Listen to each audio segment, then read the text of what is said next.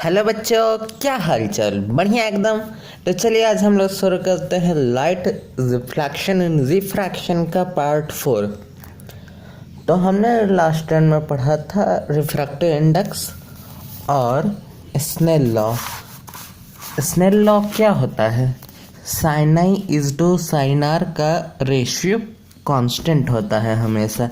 यही हो गया स्नेल लॉ। और ये जो कांस्टेंट वैल्यू है यही रिफ्रैक्टिव इंडेक्स है। और रिफ्रैक्टिव इंडेक्स किसका है? सेकंड मीडियम का refractive index with respect to first medium. Second medium क्या है बताइए आप लोग? ये हो गया एंगल ऑफ इंसिडेंट और ये हो गया एंगल ऑफ रिफ्रैक्शन। हमेशा इन लोग को हम लोग नॉर्मल से ही मेजर करते हैं। तो जो एंगल ऑफ रिफ्रैक्शन है ना, जहाँ पे बन रहा है ये हो गया सेकंड मीडियम, और एंगल ऑफ इंसिडेंट जिस मीडियम में है वो हो गया फर्स्ट मीडियम। तो रिफ्रैक्टिव इंडेक्स ये हम लोग का सेकंड मीडियम का रिफ्रैक्टिव इंडेक्स है बेटा, फर्स्ट मीडियम के रिस्पेक्ट में। ठीक, ये जो साइन आई और साइन आर का रेशियो है ये कांस्टेंट है, रिफ्रैक्टिव इंडेक्स है। अब ये रिफ्रैक्टिव इंडेक्स इस मीडियम का है बेटा, इस मीडियम का है, इस मीडियम का इसके रिस्पेक्ट में यही हो गया रिफ्रैक्टिव इंडेक्स। और मैंने आपको बताया कि रिफ्रैक्शन क्यों होता है, क्योंकि लाइट का स्पीड एक मीडियम से दूसरे मीडियम में जाने में चेंज हो जाता है, कम या अधिक, तो जिसके वजह से लाइट बेंड कर जाता है। और यही कारण है कि हम लोग अगर पानी में अगर पेन को डालेंगे तो स्ट्रेट ना दिख के कुछ इस प्रकार से बेंड किया हुआ दिखेगा, क्योंकि लाइट ही बेंड कर जा रहा है। इस पेन के इस पॉइंट पे जो लाइट पड़ रहा है यही इस तरीके से ऐसे बेंड कर जा रहा है। जब इस पॉइंट का लाइट ही बेंड कर जा रहा है तो पेन हमें ऐसा दिख रहा है, यही कारण है। तो अब आइए हम लोग आगे पढ़ते हैं। अभी देखिए, हमने पढ़ा है कि लाइट का स्पीड ऑफ लाइट 3 × 10⁸ मीटर पर सेकेंड होता है। ये स्पीड ऑफ लाइट है, ठीक है। तो ये जो स्पीड है ना बेटा, ये वैक्यूम का स्पीड है। ये हर मीडियम में ये स्पीड नहीं होता है। ये जो स्पीड है लाइट का ये वैक्यूम में है, जहाँ पे कोई मीडियम नहीं है, वहाँ का ये स्पीड है, ठीक है। और एयर का इससे बहुत थोड़ा सा कम, अप्रॉक्सीमेटली इक्वल, बट ऐसे कैलकुलेटेड वैल्यू में थोड़ा सा कम रहता है एयर में इसका स्पीड। और वही ग्लास हो गया, वाटर हो गया, उसमें और ज़्यादा कम हो जाता है स्पीड ऑफ लाइट। ये जो स्पीड ऑफ लाइट है ये थोड़ा और कम हो जाता है जैसे जैसे डेंसर मीडियम में जाते हैं वैसे वैसे। और वैक्यूम में ये स्पीड रहता है, एयर में थोड़ा सा इससे कम रहता है कंपैरेटिवली। और यही चीज हो गया। अब हमने पढ़ा है कि साइन आई और साइन आर का वैल्यू कांस्टेंट हो गया, और यही हो गया रिफ्रैक्टिव इंडेक्स। और रिफ्रैक्टिव इंडेक्स को हम लोग एन से भी रिप्रेजेंट करते हैं, ठीक है। तो ये हो गया। अब हमने ये भी पढ़ा बेटा कि रिफ्रैक्टिव इंडेक्स क्यों होता है, क्योंकि स्पीड चेंज होने के वजह से, लाइट का स्पीड चेंज होने की वजह से, बढ़ने या फिर घटने के वजह से मीडियम में। तो हम लोग ये भी लिख सकते हैं कि मान लीजिए कि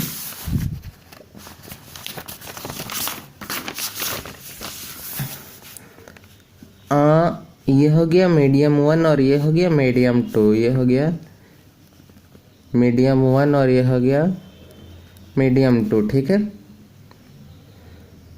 तो ये रे ऑफ लाइट आया, ठीक है, ये हो गया नॉर्मल, ठीक है। तो इसके टुवार्ड मूव कर गया रे ऑफ लाइट, ठीक है।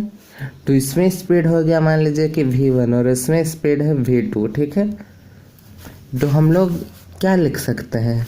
रिफ्रैक्टिव इंडेक्स को हम लोग ये भी लिख सकते हैं, क्योंकि वो स्पीड को चेंज करने की वजह से हुआ है रिफ्रैक्टिव इंडेक्स।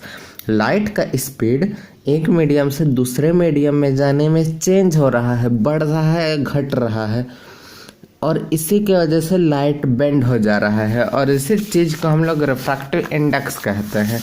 तो हम लोग और क्या लिख सकते हैं, sine I is to sine R, और हम लोग क्या लिख सकते हैं, इसको हम लोग V1/V2 भी तो लिख सकते हैं। ये हो गया स्पीड ऑफ लाइट मीडियम 1 और speed of light in medium 2।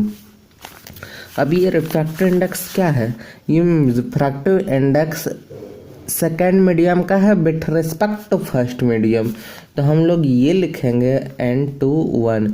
इसका मतलब हुआ ये जो डिनोमिनेटर में है ना, इसको पहले लिखेंगे, न्यूमरेटर में जो है उसको बाद में लिखेंगे।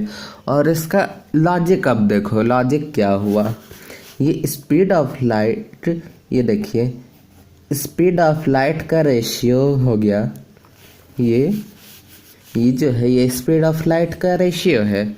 ये मीडियम 1 का स्पीड ऑफ लाइट है और ये मीडियम 2 का स्पीड ऑफ लाइट है। तो रिफ्रैक्टिव इंडेक्स को हम लोग कहते हैं कि सेकंड मीडियम का है with respect to first medium, यानी ये जो रिफ्रैक्टिव इंडेक्स है ये किसका है, ये रिफ्रैक्टिव इंडेक्स इस मीडियम का है, इस मीडियम के रिस्पेक्ट में। और रिफ्रैक्टिव इंडेक्स को n से रिप्रेजेंट करते हैं।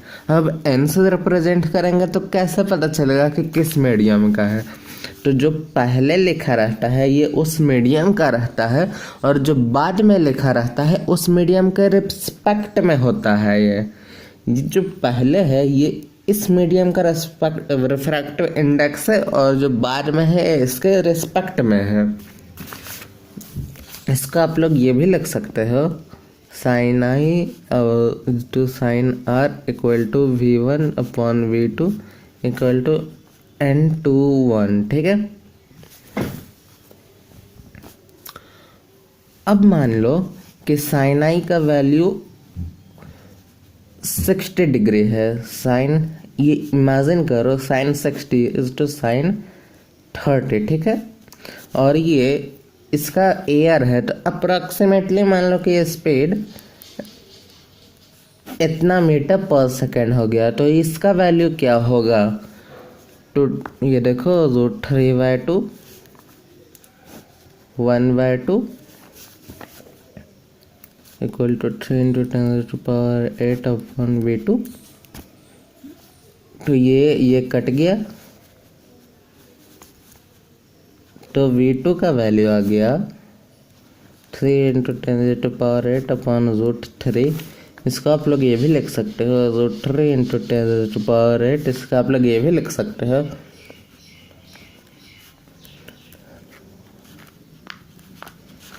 ये हो गया, और ये इमेजिनरी है, ठीक है। तो आप लोग ये भी लिख सकते हो बेटा, ठीक है। अब तो समझे ना आप लोग। और सपोज अगर ये N12 अगर ऐसे लिखा रहे तो इसका मतलब है रिफ्रैक्टिव इंडेक्स फर्स्ट मीडियम का सेकंड मीडियम के रिस्पेक्ट में, तो इसका मतलब हुआ V2/V1, ये हो गया, ठीक है।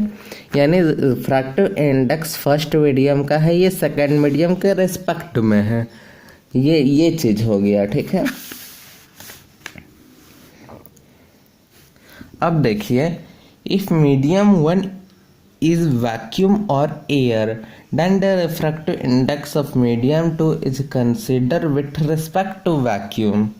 ये तो खैर लॉजिकली आप लोग को पता चल ही गया होगा, और इसी चीज को हम लोग absolute refractive index of medium कहते हैं। It is simply represented by N2। C is the speed of light in air and V is the speed of light in the medium, then the refractive index of medium is ये। यानी कि आप लोग क्या समझे, ये देखिए, अगर मीडियम 1 वैक्यूम हो गया या फिर एयर हो गया, तो ये जो रिफ्रैक्टिव इंडेक्स सेकेंड मीडियम का आएगा वो विथ रिस्पेक्ट टू एयर और वैक्यूम, और इसी को हम लोग एब्सोल्यूट रिफ्रैक्टिव इंडेक्स भी कहेंगे। ध्यान से समझो, अगर मीडियम वन ग्लास वाटर कुछ भी हुआ तो एब्सोल्यूट नहीं होगा, सिर्फ और सिर्फ एयर या फिर वैक्यूम होना चाहिए। एयर क्यों? क्योंकि एयर का भी अप्रॉक्स वैल्यू यही होता है, अप्रॉक्सीमेटली यही होता है स्पीड एयर में भी। इसलिए या फिर एयर या फिर वैक्यूम अगर फर्स्ट मीडियम है तो सेकंड मीडियम का रिफ्रैक्टिव इंडेक्स को एब्सोल्यूट रिफ्रैक्टिव इंडेक्स कहेंगे। और ये देखिए, the absolute refractive index of a medium is simply called its refractive index, और ये खुद का है रिफ्रैक्टिव इंडेक्स होगा। ठीक है, the refractive index of several media given in table. From the table you can know the refractive index of water. This means that the ratio of speed of light in air and speed of light in water is equal to इतना। यानी जो ये सब refractive index दिया है ना, ये refractive index with respect to air दिया है। ठीक है, यानी कि ये किसी के रिस्पेक्ट में नहीं है, ये खुद के ही रिस्पेक्ट में, खुद का अपना पर्सनल रिफ्रैक्टिव इंडेक्स है। ये सब जो मीडियम का हम लोग पढ़े, ये रिफ्रैक्टिव इंडेक्स इस मीडियम के रिस्पेक्ट में है। मतलब ये इस मीडियम से इस मीडियम में आएगा तो कितना बेंड करेगा। सपोज अगर यहाँ पे डेंसर मीडियम रहता तो ये यहाँ ना बेंड होके ये यहाँ पे बेंड हो जाता। तो ये इस चीज को रिप्रेजेंट कर रहा है कि कहाँ बेंड करेगा और कहाँ और कितना बेंड कर रहा है, वही चीज रिफ्रैक्टिव इंडेक्स हो गया। तो इसलिए हम लोग कह रहे हैं कि ये इसके रिस्पेक्ट में है। मतलब यही चीज अगर मीडियम, देखिए ये मीडियम 1 है, ये मीडियम 2 है। सपोज अगर यहाँ पे मीडियम 3 और यहाँ पे ये सेम मीडियम होता। ठीक है, ये जो मीडियम है, यही मीडियम अगर यहाँ होता और स्पीड ऑफ लाइट, स्पीड तब तो इस मीडियम में जो है वही होगा ना, और यहाँ पे V3 है। ठीक है, तो ये आया तो हो सकता है अगर ये डेंसर होता तो ये यहाँ पे बेंड कर जाता। तो ऐसा क्यों हुआ? यहाँ पे तो ऐसे बेंड हुआ पर यहाँ पे ऐसे बेंड हो गया। ऐसा क्यों हुआ? क्योंकि ये रिफ्रैक्टिव इंडेक्स के कारण हुआ है, ये स्पीड चेंज होने के कारण हुआ है। ये चीज स्पीड चेंज होने के कारण हुआ है, और यही चीज रिफ्रैक्टिव इंडेक्स कहते हैं हम लोग इसी चीज को। यही चीज हो गया इसके रिस्पेक्ट में इसका रिफ्रैक्टिव इंडेक्स, जबकि ये इसके रिस्पेक्ट में इसका रिफ्रैक्टिव इंडेक्स है। बट जब एयर और वैक्यूम का बात होता है ना, तो उसके रिस्पेक्ट में कहते हैं एब्सोल्यूट रिफ्रैक्टिव इंडेक्स। और जो एब्सोल्यूट रिफ्रैक्टिव इंडेक्स है उसका मतलब हो गया कि ये खुद का ही रिफ्रैक्टिव इंडेक्स हो गया, ये खुद का ही रिफ्रैक्टिव इंडेक्स है। ठीक है, और ये टेबल में आप लोग को एयर, आइस, वाटर ये सब का आप लोग को ध्यान में रखना है। एयर का अप्रॉक्सीमेटली 1 होता है रिफ्रैक्टिव इंडेक्स। ठीक है, अब देखिए रिफ्रैक्शन बाय स्फेरिकल लेंस। अब तक हमने पढ़ा मिरर का, कनकेव मिरर, कन्वेक्स मिरर। ठीक है, यानी केव शेप में जो है ये हो गया कनकेव मिरर। ठीक है, और इस शेप में है जो मिरर, ये हो गया कन्वेक्स मिरर। ठीक है, और सिंपली केव शेप में है जो, ये जो केव शेप में है ये हो गया कनकेव लेंस, और इसका उल्टा हो गया कन्वेक्स लेंस। ये जो केव शेप में है ये हो गया कनकेव लेंस, ये हो गया कन्वेक्स लेंस। ठीक है,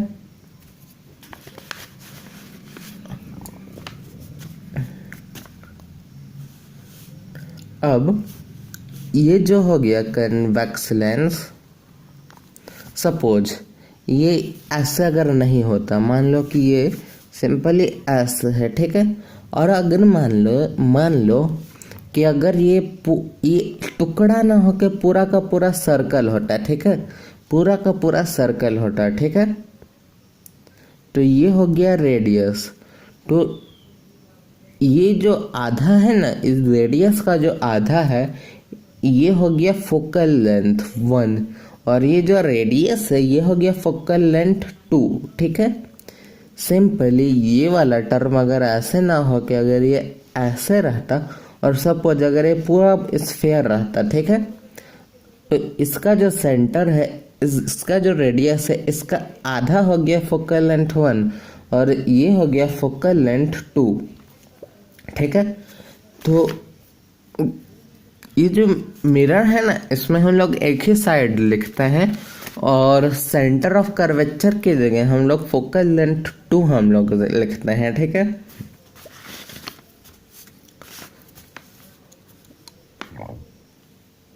अब देखिए ये हो गया सेंटर, ठीक है, वो से रिप्रेजेंट कर रहे हैं। ये हो गया F1, ये हो गया 2F1। इसका आप लोग F2 भी लिख सकते हो, बट हम लोग इसको F2 एज्यूम कर रहे हैं। तो ये हो गया 2F2, ठीक है। ये कुछ नहीं है, ये टर्म बस ये फोकल लेंथ 1 है, ये फोकल लेंथ 2, ये हो गया रेडियस, ठीक है। और ये हो गया रेडियस का आधा, ये हो गया इस वाले टर्म का रेडियस, और ये हो गया रेडियस का, आई एम सॉरी, ये हो गया रेडियस का आधा और ये हो गया रेडियस। सिंपल। यही चीज कनकेव लेंस के लिए भी यूज होता है। अब क्वेश्चन में आप लोग ध्यान रखना कि कनकेव लेंस दिया हुआ है कि कनकेव मिरर दिया हुआ है, कन्वेक्स लेंस दिया है या कन्वेक्स मिरर दिया है।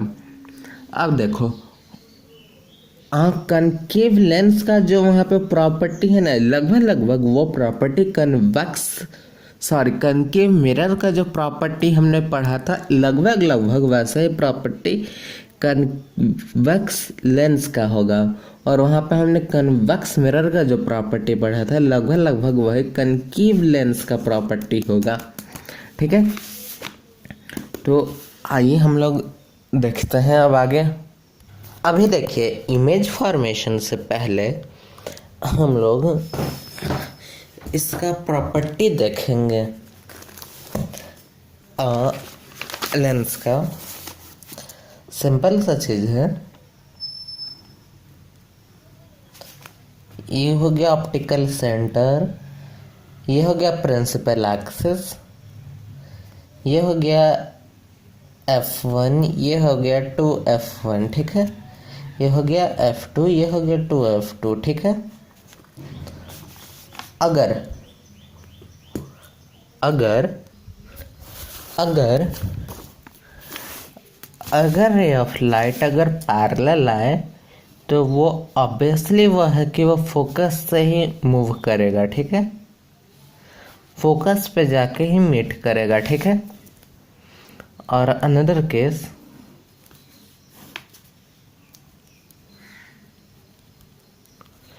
अगर रे ऑफ लाइट अगर फोकस से आ रहा है तो वो पैरेलल हो जाएगा, ठीक है। और अगर वो सेंटर पे जा रहा है तो सेंटर से ही मूव करेगा, ठीक है। यहाँ पे टकरा के वापस नहीं आएगा बेटा। देखो कनकेव में क्या था ना कि टकरा के वापस आ जा रहा था, ठीक है, बट इसमें उस साइड चला जाएगा, इसमें उस साइड चला जाएगा और इमेज फॉर्म करेगा, ठीक है।